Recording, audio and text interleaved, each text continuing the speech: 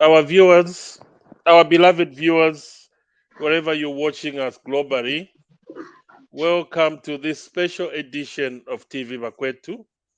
This Monday segment is on TVBakwetu is called One on One with Dr. Kasonso. Dr. Kasonso, good evening and welcome to Bakwetu TV. Good evening, sir, and thank you for having me tonight. I look forward to a good show. I can see you looking good.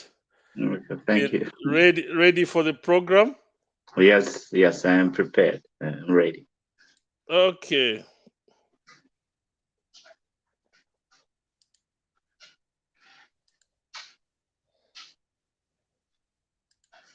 Our viewers, before we go into the nitty-gritty of the program, would encourage you to share this program. We're going to have a very, very important program today. We'll be talking about technology, what you use on social media.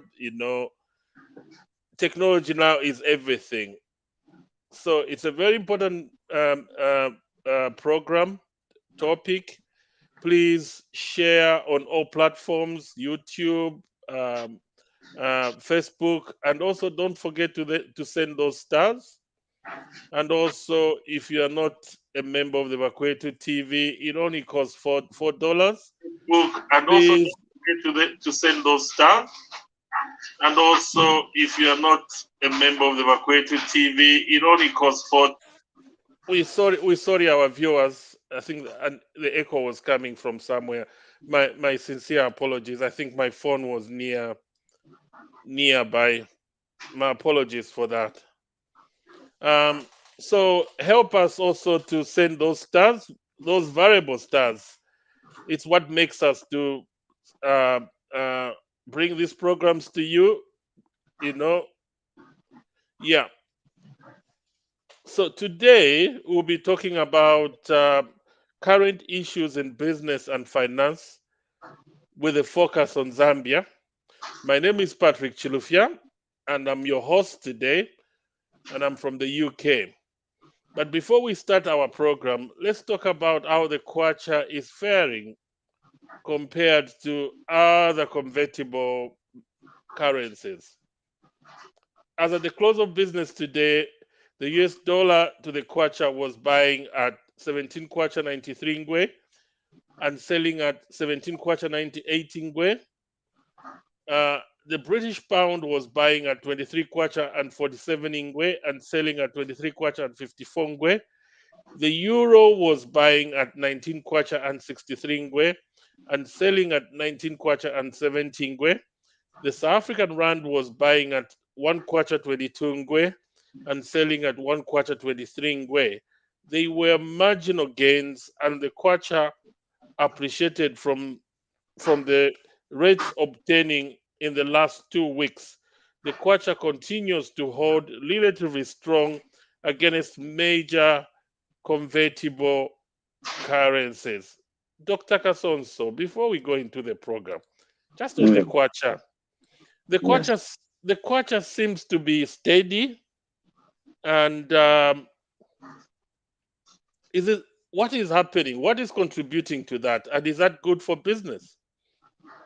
Yes, when you are an import based economy, uh, when the currency stabilizes, it enhances the internal capacity. Internal capacity, we mean intra-country capacity to do business, which means the prices are not fluctuating that much.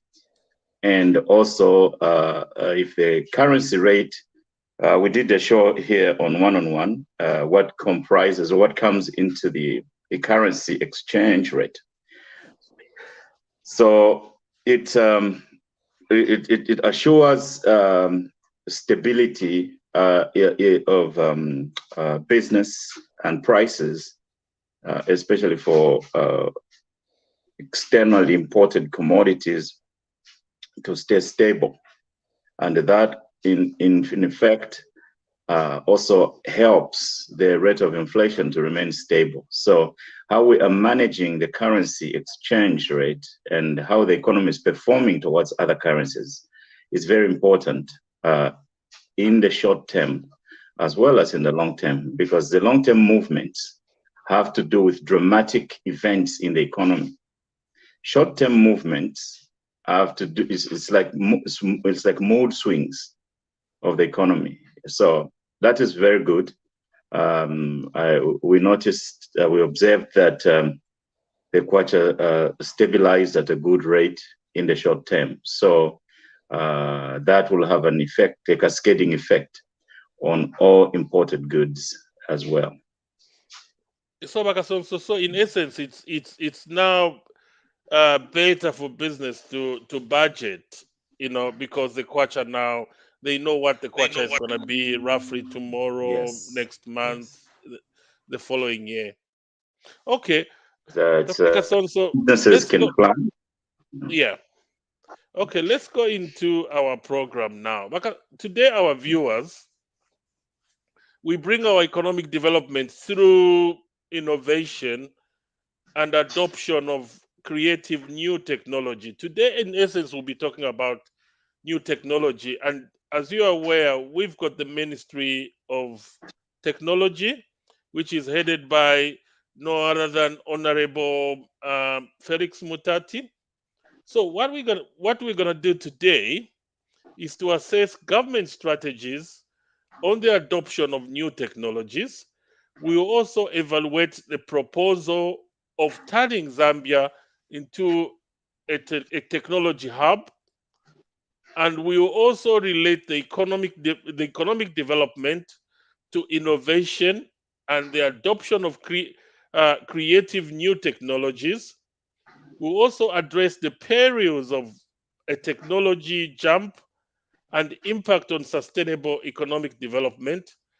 Please continue sharing this discussion with your friends on Facebook, and we are also on YouTube. Don't forget also to subscribe to TVBakwetu. It's only $4 per month, which is about £3 £47.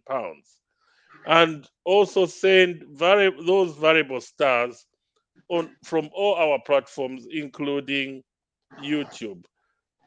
Dr. Kasonso, welcome once again on TV Bakwet. Thank you, sir. Okay, Dr. Kasonso, my first question to you: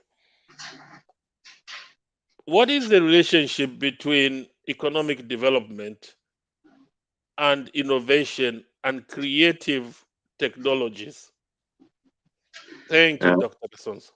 Thank you, Mr. Chilufya, for that very foundational and basic question that helps us to relate the topic of discussion today to public policy as well and to what is going on in the country. Um, in answering this question, let me today come from a slightly different perspective. A few years ago, I wrote a book about the original templates, the way to find meaning in a broken world. And Dr. Kasonso, uh, sorry to cut you short. I uh think there might be a gadget somewhere nearby you that is interrupting. maybe it's my laundry. Okay, no problem. It's okay. Go ahead. Okay. Yeah. So I like the way I introduced that book. So let me quote from there and weave together into this discussion. It was about a Christian life, but I was describing the nature of life so we can see the relationship between economic development and devices of technology.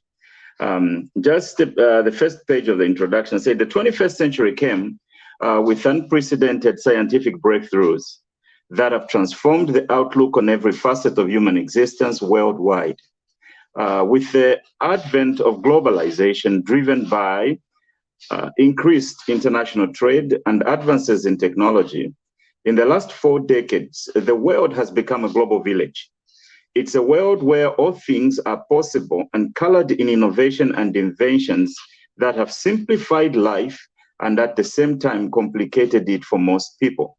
The use of advanced technology platforms has tremendously aided the spread of the gospel, but it has also cast the church into a perilous scramble for economic resources to thrive. Technology is no longer just the method of enhancing life. It is the way we do life, the way we learn, and the domain in which we live. Every aspect of human life is now shaped and determined by the principles and techniques of technology. It's a high-tech world where from every form of human expression is packaged into templates designed for replication near and far. Every device is now prototyped in advanced technology platforms. Our friends no longer must be those we live with in our physical locations, but the thousands that we list in our Facebook accounts. Our followers are now a worldwide presence that often browses our makeshift spot on Twitter.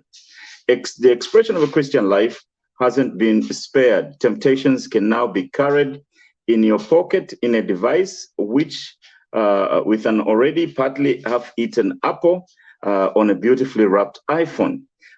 Delivered via the World Wide Web. Any mishap within the grasp of ever-present digital camera can go viral in a matter of minutes. Data can now travel faster than the speed of light through the internet. It's no longer unfathomable that everything has become possible through the vehicle of technology.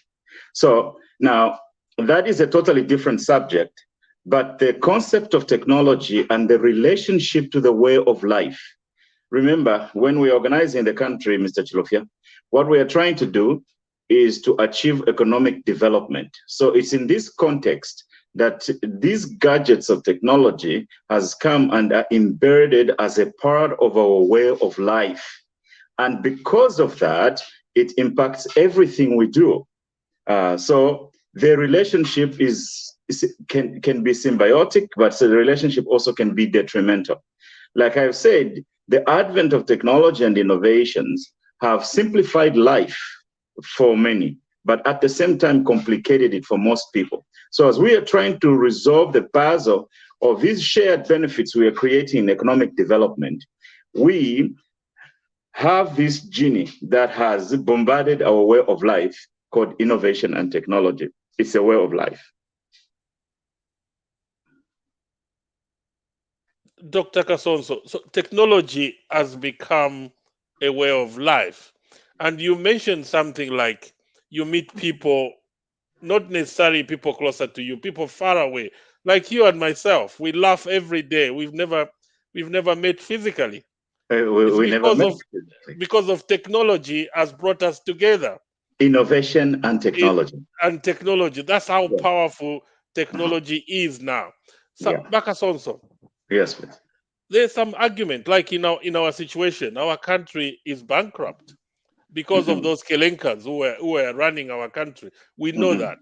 And it's Mm-hmm. gonna take time to repair that breeding economy. But don't you think we need to invest in technology despite that? Because I saw an article today on Facebook Mm-hmm. about, it's a newspaper article talking about ghost workers at Ministry of Yeah. Health. Mm-hmm. And one of our friends, Dr. Kashila, you know him, Yes. he made a comment there he posted it on his Facebook wall. He's our friend on Facebook. Yeah. And Dr. Kashila made a comment that the moment you digitalize Ministry of Health or government departments, Mm-hmm. you're gonna have you won't have problems of these ghost workers. Mm-hmm. What's your comment on that?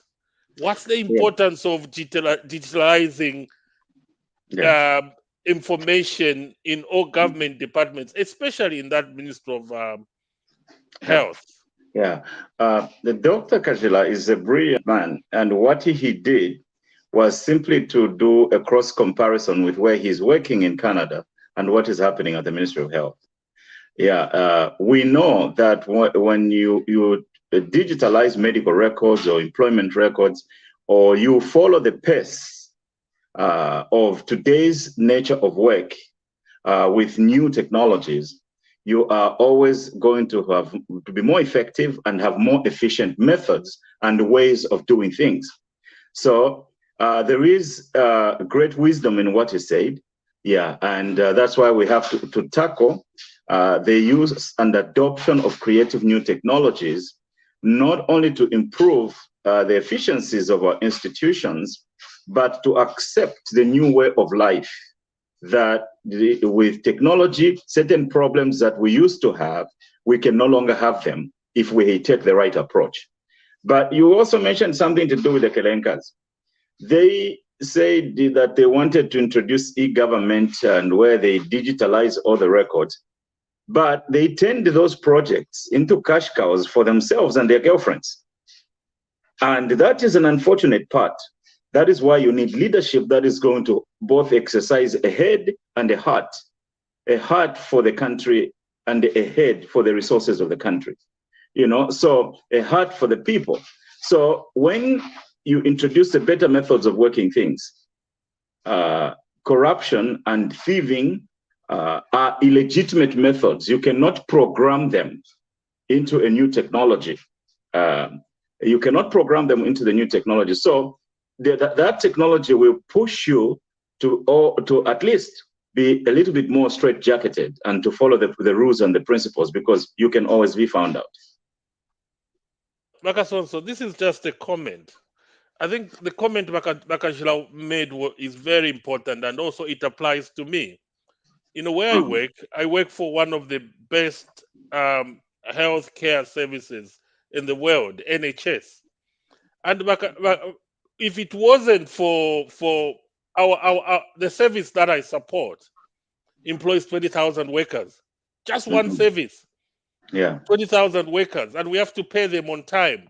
Mhm. And one thing I appreciate about this technology, Bakasonso, is that without technology, Uh-huh. we cannot, we would have had ghost workers. But because of technology, and also Mhm. it's easy to put processes, and also what is known as responsibility accounting when there's technology, Yes. when systems are electronic. Because Mhm. Bakasonso, for a HR to advertise a job, it comes through my office. I have to approve that job. And before I Mhm. approve that job, I have to make sure there's a budget for that job. Uh-huh. You see? You see, I have to make Yeah. sure there's a budget. And not Mhm. only that, when somebody leaves, a Mhm. manager triggers immediately a form, electronic form, to say Bakasonso Nabaya. Uh-huh. And that form comes to all the payroll everywhere. It comes to me. So Yeah. I will know that Bakasonso na baya. So when the payroll comes, Uh-huh. we run a report to page out Bakasonso now in that Yes. month end. So if Bakasonso has been paid and he has left, Mm-hmm. it will show that Bakasonso is no longer working and he's Yes. been paid without working. So that's Yes. technology. And I Yes. think Bakashila was 100% right. And Yeah. if somebody has been overpaid, we can claw that money back Yeah. immediately. Yeah. The system will not pay. No, he won't pay The because system won't the pay. Yeah. system has been told Bakasonso has left. Yes. Yeah, and then it's not easy to put a ghost worker into the system because there are so many people checking Yes. electronically and Electronically. Yes. authorization electronically. So for one to put a ghost worker is not easy because that Yeah. service, a ghost worker, it has to have a budget. Yeah. So That should be attached to every budget. person who works for the organization is Mhm. attached to a cost center and Yeah. is also attached to a subjective code. Yeah. You know, so you can only do that if there's a system, and Bakashila is right. Yeah. Yeah. So let's move on, Bakason. So let's move on to the second question. How Yeah. would you characterize the government strategies on the adoption of new technologies? That is what that's a blueprint we are waiting for. Yeah, that's what I can say. That's what we're waiting for. First of all, we have seen good indicators. The first indicator is the establishment of a ministry. Yes. Yes, the establishment of a ministry means that there will be a cross-function supervision of the use of technologies government-wide and nationwide. That's one. Two, there are opportunities to intermarry that division or that department of ministry with the appropriate research technologies that fit our case and that fit our situation as a country.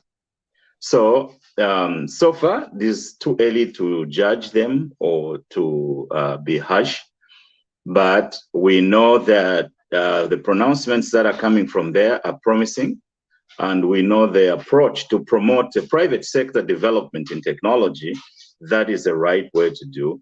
We are yet to read and understand the new technologies that they are going to adopt for particular different areas that will cut across the entire government enterprise, as well as the systems that government support.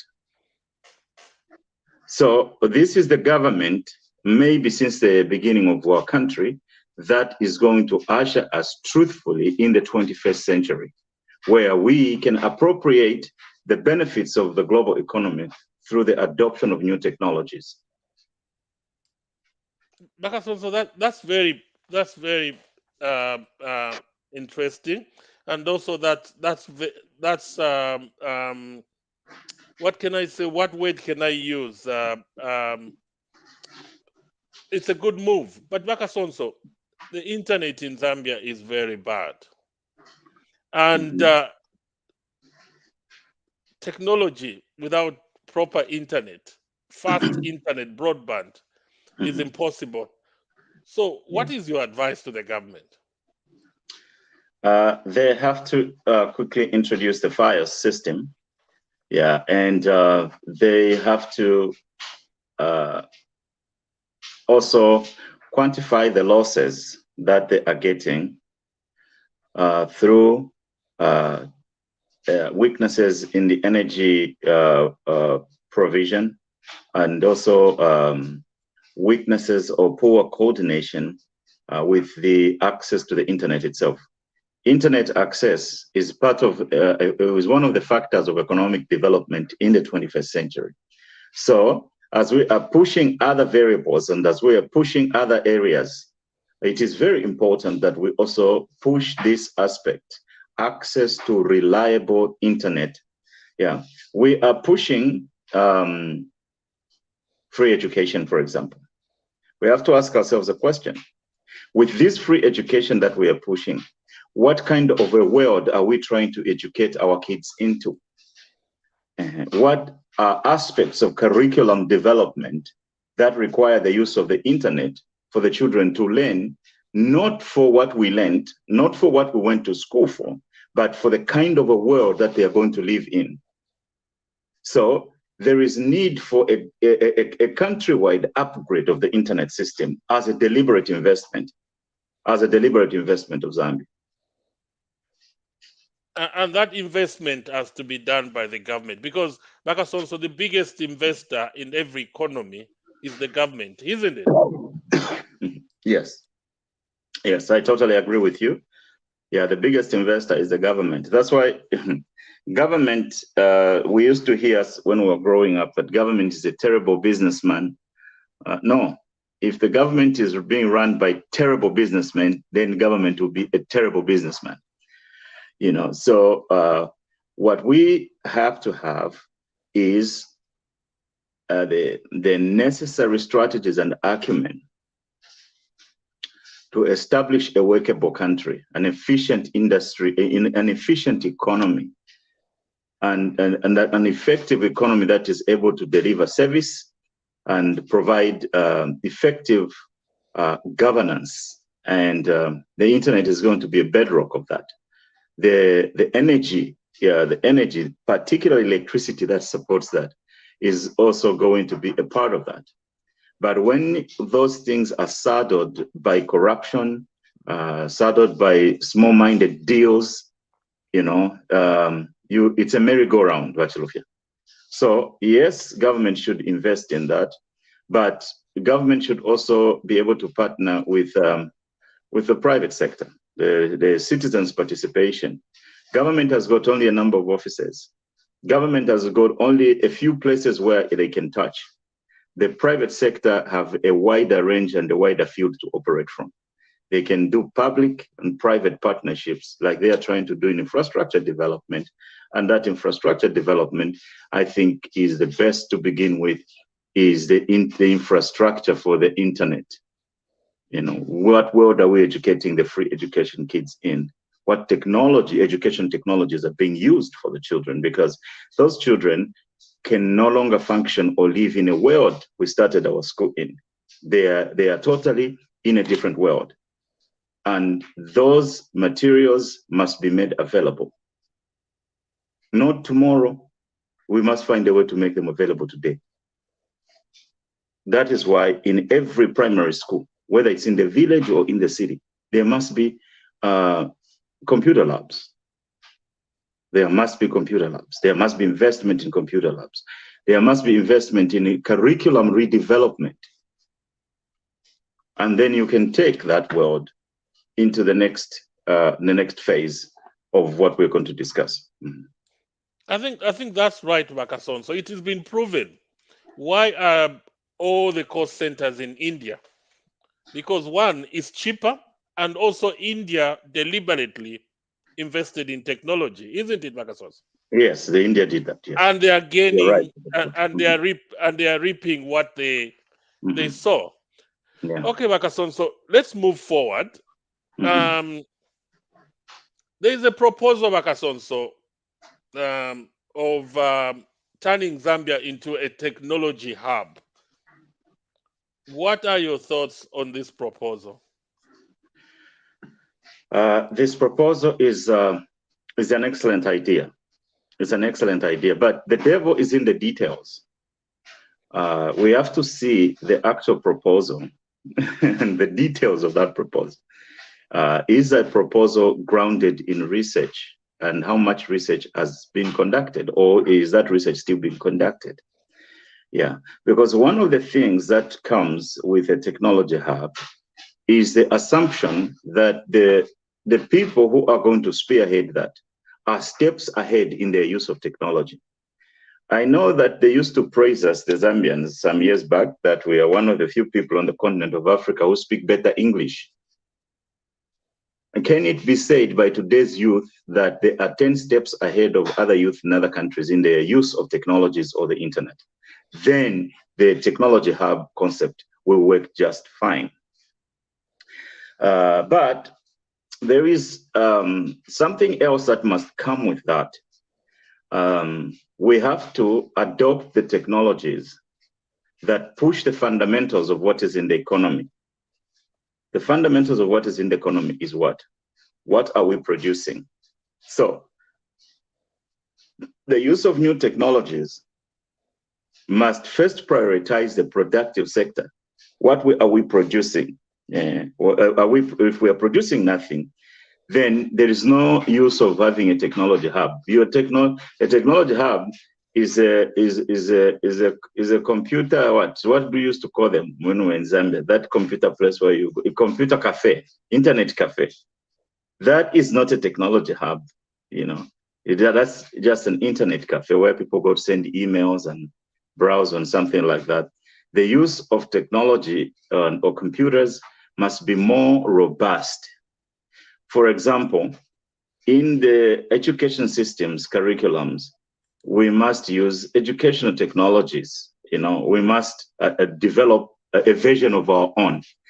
Here, when we go to teach, we use e-college, we use Blackboard, we use Moodle, we use Desire to Learn, and a few others, Canvas, and in the different schools I've taught, I've sometimes used more than one, and things like that. So, but the use of those technology platforms shapes the way people learn, shapes the way the young people learn. And once it does that, it gives them the capacity to be creative within those domains.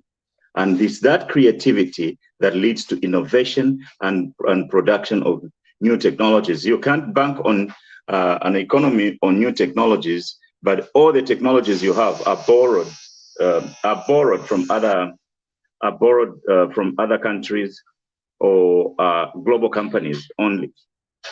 We have to have some indigenous products to be created to fit the type of service we need in our domain. And the second thing is the technology hub. One of the societies for countries that are far ahead in the use of technology is actually Kenya. Yeah, but I have seen some maneuvers to put Nigeria ahead of Kenya. If you go by population, the Kenyans are a little bit ahead. And where did that come from? It's global private sector investments to support what they are doing, to support their productive sectors, and then to support their education systems, and then to support their interplay of business with the global economy. That is the way it is, Bachelor. So the internet hub is a good idea. Let's see what comes out of it. There are two concepts I saw.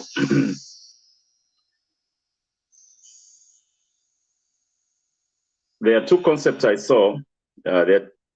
There are two concepts I saw in the article from Bloomberg, and they circle around payment systems and also circle around something called cryptocurrency and things like that. Those themselves are not productive sectors. And in my view, they cannot form the priority of what a technology hub would be. The technology hub should be based on the productive sectors, and then everything else plays along. That way you would have also built an economy to back your technology activities, and not just to swamp the economy with a lot of internet crooks, like in some other country, which I don't want to mention. Mm. Now, Dr. Kasonso, you mentioned about Kenya doing very well in terms of technology, and you also mentioned Nigeria, and also I've heard Rwanda is also doing very well. They are even using drones to deliver medication in rural areas. And you've said it's private sector driven. Yeah. What makes these countries more attractive? What can Zambia do? In essence, what can Zambia do? Because we want to become a hub like Kenya. What can we do to attract private sector investment? Over to you, Kasonso. Thank you, sir. We have done that. We've taken the first step. In taking the first step, we have made sure that we put in a government that can be trusted in the business community, because money comes from the people that you are working with or able to work with within the global economy. That's the first step, and we have already taken that first step. The other thing is for us ourselves to apply ourselves to the most important things that are helping other countries develop. Each country has its own circumstance. For example, Nigeria is an oil-producing country, and the sheer size of the population, and Nigerians have shorter flights. Sometimes they can even catch buses to enter Europe. So they are, in terms of their populations and the access to advanced economies, they started way earlier than us. So their circumstance is slightly different. Kenya's biggest investment is their son, who became a president of a big country, and they took the Silicon Valley to their country. That is very unique to Kenya. We can't just challenge you guys to start making those connections so that we can also have a prime minister of the UK or a president who eventually helps. But each country has its own circumstances and its advantages. We have our own advantages, and what we have so far is the faith and trust of the global business community, and we can start from there. That's fantastic, Kasonso. And also, we've got good leadership. Mm-hmm. Yeah, and that leadership wants to fight corruption, mm-hmm. and wants to bring transparency, mm-hmm. and also equality. So, that transparency will, nobody wants to come and invest in a country where they think their investment is not secure. Yeah. Yeah. So, Kasonso, let's move forward. Mm-hmm. Here on Bakwetu TV, Kasonso, especially one-on-one in particular, our program now, we discuss current issues in business with a focus on Zambia. Now, Kasonso, what are the perils, a technology jump, and impact on sustainable economic development? If you can repeat the question, Mr. Chilufya. What are the perils, a mm-hmm. technology jump? Mm-hmm.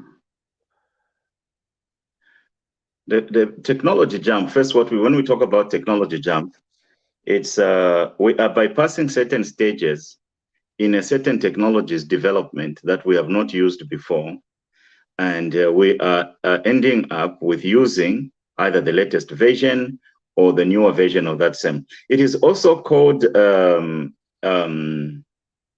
leapfrogging in a positive way.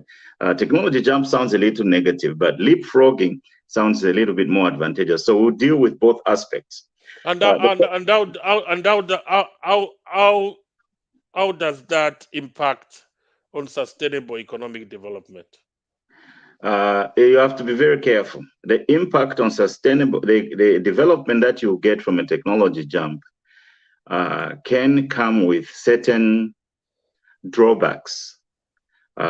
Sometimes the costs are not well calculated, so the technology ends up being more expensive than it needed to be. And the other thing is that as you are using that technology, other technologies are being developed. Now, sometimes if you lack a connection with the earlier parts of that technology, the training costs can be higher to catch the technology midway through its economic life or lifespan. So the technology jump means that sometimes you begin to use, it's like you begin to use the technology you're supposed to use when you've started working and have your own job. You start using that technology when you're still a student and on a small budget. You are going to fail to sustain that budget.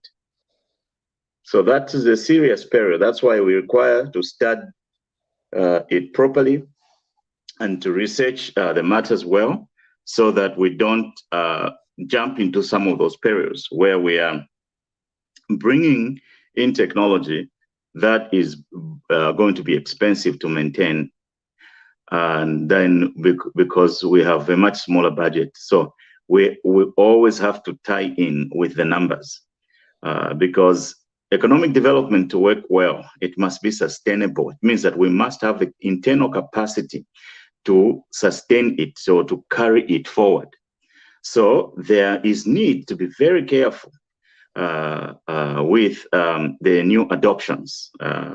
Proper research has to be conducted, and proper inquiry into the costs, both in the medium term and longer term, must be quantified and be understood upfront, so that the responsibilities can be assigned and the resources can be mobilized. That is on the periods of a technology jump. But if we pursue it as a leapfrog, technology leapfrog is defined as the implementation of a new and up-to-date technology in an application area in which at least the previous version of that technology has not been deployed. So what that means is that the scholars have observed that the way for the developing countries to survive in the same economy with the developed countries, they must have a technology leapfrog. Leapfrog means that we must institute the technology currently useful the way it is, and then start from there. So now those challenges that are perceived, those now become the opportunities. Yeah.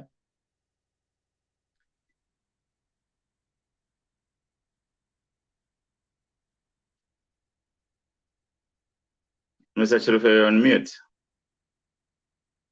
You mentioned something very important, Kasonso, that that technology that we have to create has to be sustainable. Yes. Yeah. So which means there should be some investment in training young Zambians. That is the way to go. A huge investment. Huge Because investment that's what in India Zambia. has done. Yes, and you know where their training schools are.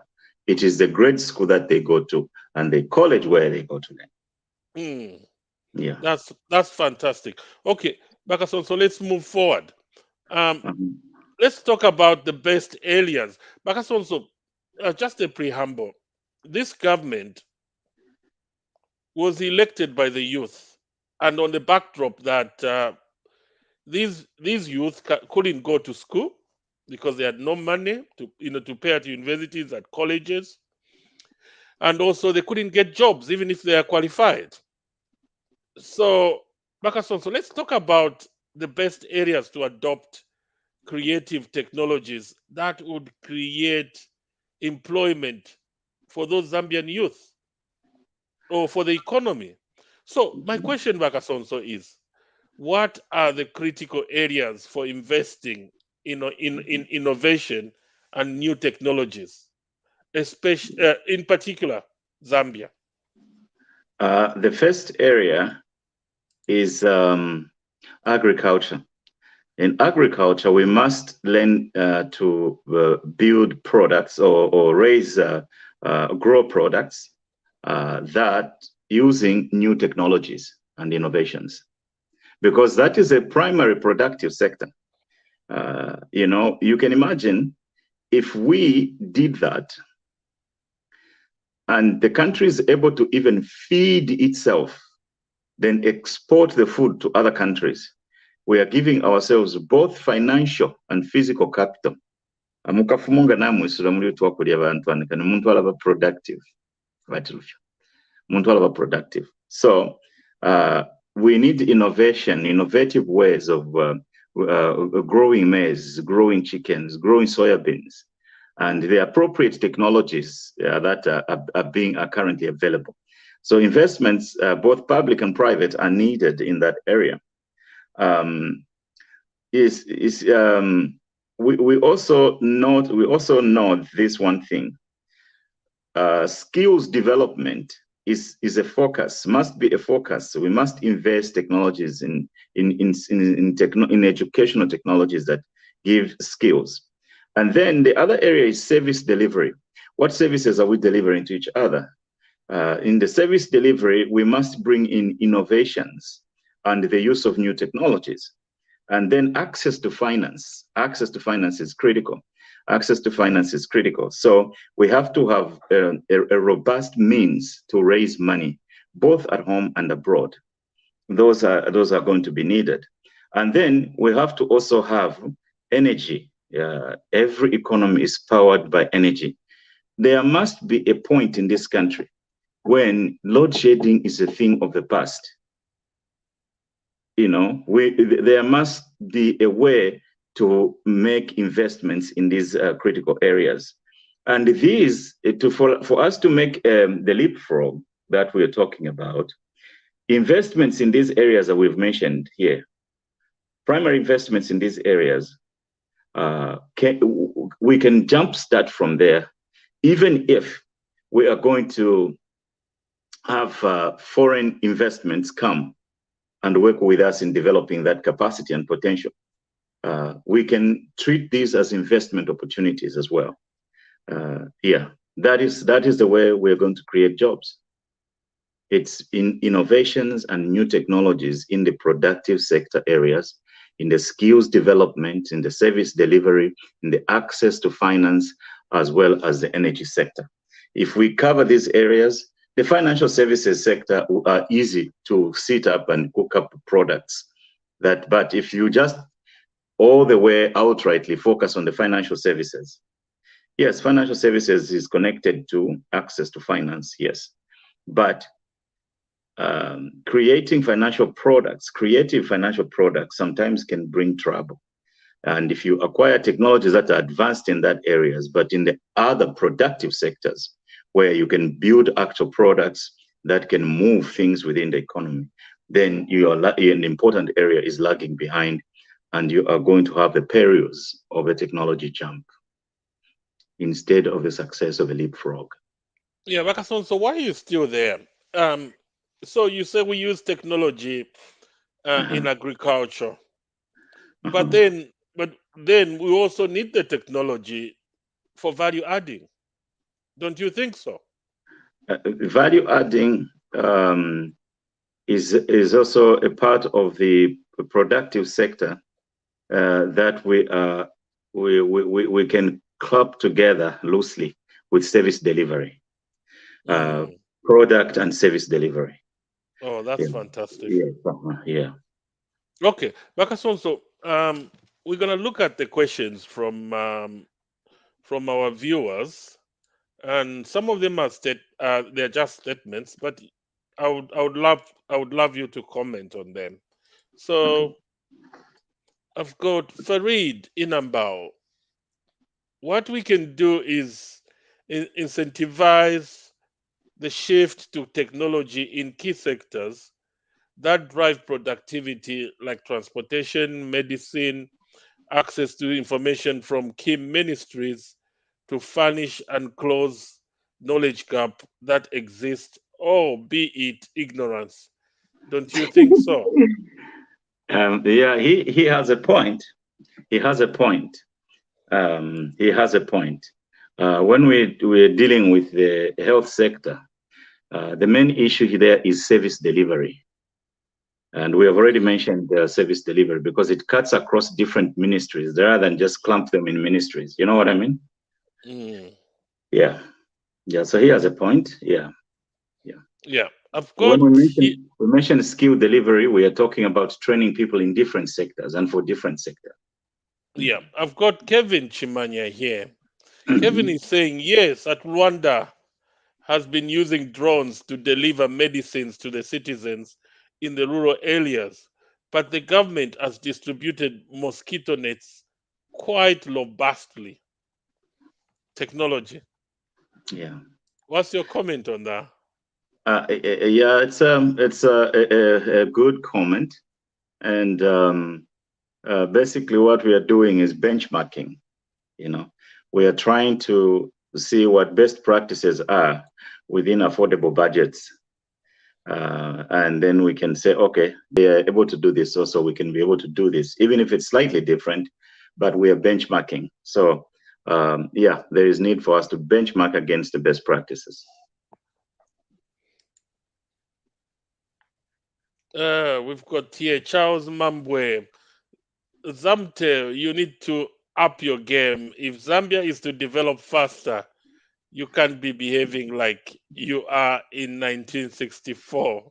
What is your comment, Kasonso, on that? Zamtel is a victim of poor governance, both corporate governance and national governance.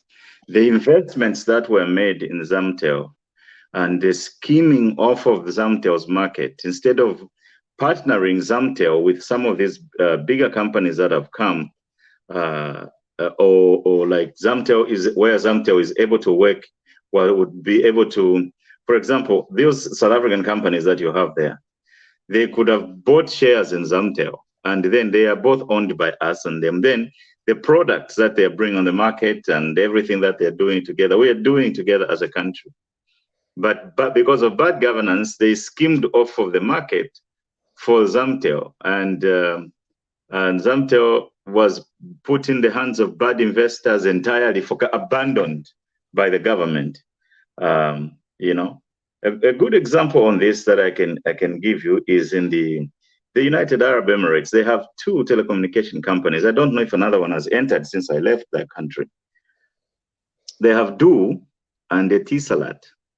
There are certain steps that even the government took to protect Du and Etisalat. And there are indigenous companies with lots of private participation and state participation in them. That is the way it should be in Zambia. So Zamtel could help, or could have helped. Maybe we need to revitalize it, and we need to give it back some of its market share, and things like that. Yeah, I've got Kevin Chimanya here. Kasonso, how do we increase our energy levels when there's been a population boom, but we have retained old or similar infrastructure? Yeah, I recognize that dilemma, Mr. Kevin, Mr. Chimanya. That has been a problem. The investments in infrastructure has been, the strategy has been poor, and it's a governance issue as well. But we can make strides by just making different decisions. You know, we know ZESCO itself has old equipment. Investments in ZESCO get stuck somewhere. ZESCO's revenues are used to fund political activities.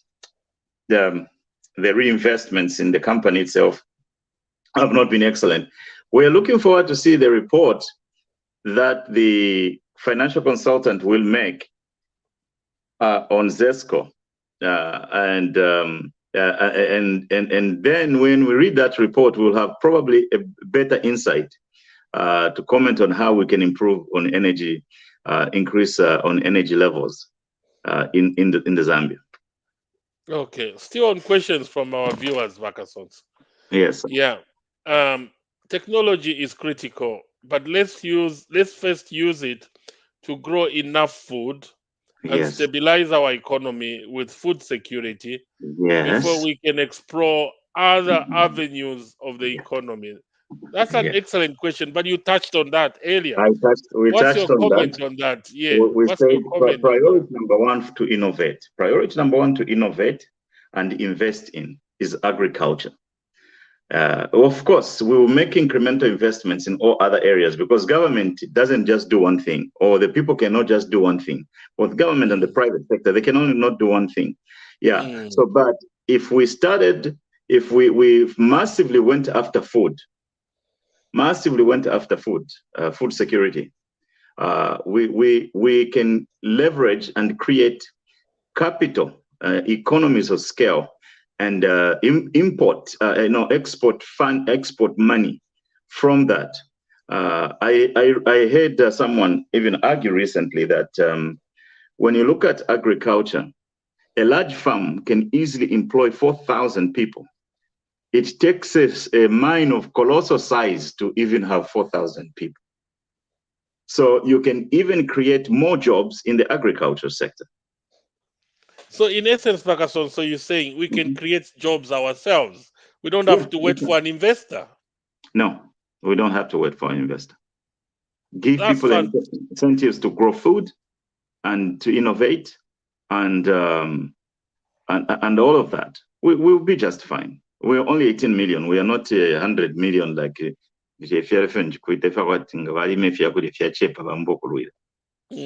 That's fantastic. We've got Farid again.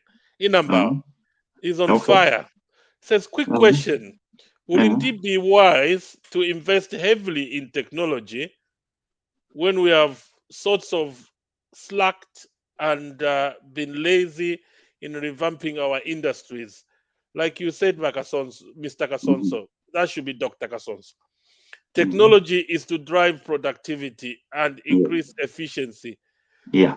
It's something we can use to take us as a country to the next level, but without having invested in industries and have these barriers that startups face, how wise would it be to do so?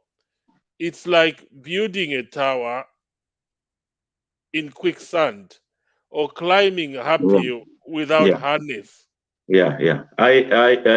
He is piggybacking on exemplifying the point we made that the Mm. first investments in technology must be in skills development, must be in agriculture. We said agriculture first, then skills development in the education sector. So the productive sector should drive the innovation techniques that you're developing because you are putting it around developing products that you can sell within the country and outside the country. You will be adding resources to the republic. So the productive sectors are number one. That's fantastic, Bakason. So why are you still there? I think it's that time we're coming closer to the end of the program. Yes. And I would love you to make your closing remarks, and then Yeah. we close the program. Over to you, Bakasons. Thank you, sir. Today we have started the conversation on technology. This is just part one on the use of technology. We will try and also recruit other people who we think might have certain things that we can benefit from in terms of their wisdom as well. Um, yeah, so look out for these programs. The first thing that we have started is that technology is the way of life. It's the way we live. It's the way we live, it's a domain in which we live, it's the way we do life. And we require innovation, and our first investments should be in the productive sectors first, so that we're using technology to produce products that can bring in an income to families, income to companies, and income to the country. And then we've also highlighted the issue of a technology jump, where we hurry to adopt certain technologies without doing a proper homework. Then we find that the technology works against us. It becomes just an expense and a luxury rather than something to use to help improve our conditions. We can avoid that. Instead, we can adapt the leapfrog method and methodology, and where we take opportunities to invest in agriculture, to invest in skills development, product and service delivery, and the energy sector, and to make our way of life a little bit more efficient. So that's what we've started with today. And we think that there can be a technology hub, but we are probably a generation away from there because we need investments in education technologies so that the young people are having that free education, they're having the quality education that they can live off of in the kind of world that they are growing up in this 21st century. And that's our part one. And share this message and come back again. Thank you. Bakason, so I can't thank you more, but this was an excellent program. And Bakason, so technology, and I would encourage my beloved country to invest in technology, because where I live here, Bakasonso, and where you live, we've seen the power of technology. Just one example of the power of technology, Bakasonso, is Amazon. Yeah.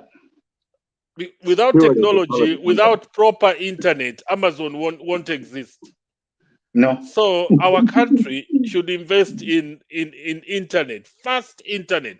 But Bakasonso, what surprises me is I know people who are accountants, engineers, they've left their jobs. They work for Mhm. Amazon, selling products and also delivering products. So you Yeah. can see the jobs technology create. Yes. Yeah. And I can't wait for that day when Zambia becomes a technological hub and jobs are there Zambians shouldn't be able, not just to be employed, but they can work on their own. You start a Yes. company, you deliver on behalf of Amazon, and you're making more money than people who are working. Our viewers, thank you so much, wherever you're watching us all over the world, for your viewership. We thank you so much, Dr. Kasonso. Thank you so much. We thank you, all our Bakwetu family members, especially Linda Banks. I could see that comment there on the platform. All I can say is Zambia will prosper. Zambia is Forward. under good leadership, and Zambia will move forward. Yeah. Thank you so much once again. May God bless our beloved mother Zambia. Good night and bye for now. Good night.